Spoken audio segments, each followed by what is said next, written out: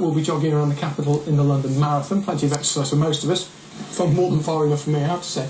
But for one North West Tonight viewer from Manchester, it's, well, the London Marathon's a doddle. A walk in the park, yes. Raza Barkatali has spent the last week running more than 150 miles across the Sahara Desert in temperatures nudging 53 degrees. He's survived, though not totally unscathed, I have to say, and I'm delighted to say he joins us now.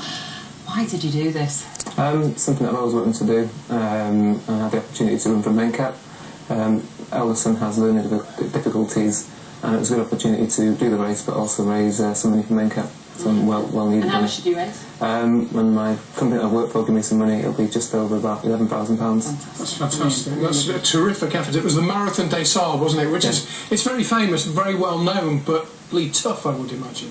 Yeah, it is. It's not just a physical thing. It does play around with your head as well. It's a mental aspect as well. You're having to carry your own food in your own rucksack.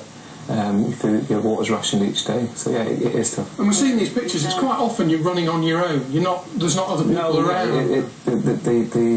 The group's split, so you know the elite athletes who sprint off, you know, and the rest of us common Joes sort of left at the back. So you could be running 7-8 hours on your own. And we did say, I said in my introduction, that you didn't come away totally unscathed. You've possibly fractured your ankle? Yeah, on the marathon stage, which was day 6, coming down to the last 6 miles, I twisted my ankle one way. But the adrenaline's pumping. I didn't want to stop. So you carried on running? Yeah. How long? About 6-7 miles. Goodness gracious. And then did you have to get up again the next day and go and...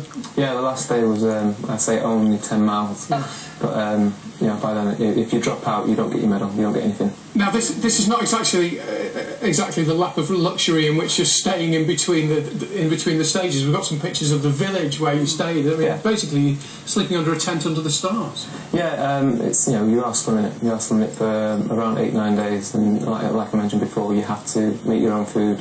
You carry your own food. You have to cook your own food as well. So everything's in there that you need. You have to carry. It's on. You eat your food. But what's in here now is my sleeping bag and basically cooking utensils.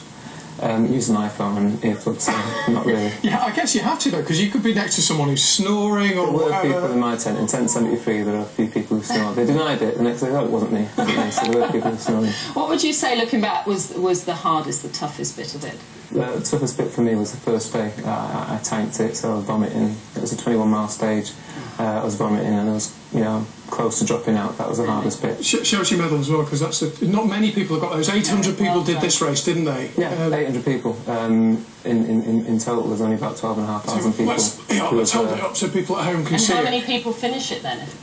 There's about 855 people who started, and around 55 people dropped out. Yeah, just through sheer exhaustion. And exhaustion, blister problems, and just can't handle the heat. Let me give you that back.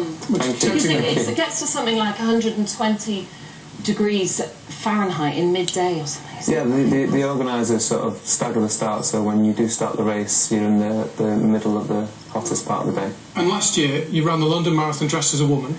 This year, you've run 150 miles in the desert. What are you going to do next? I was planning on doing the London Marathon this Sunday, but because of my ankle, I'm just going to take it easy. Are you serious? That's just a warm down. You could do that on a body, you're a runner. Yeah, well. Raza, it's great to see you. Well done. Well done. Congratulations. Thanks for coming in. Thanks a lot. Fantastic.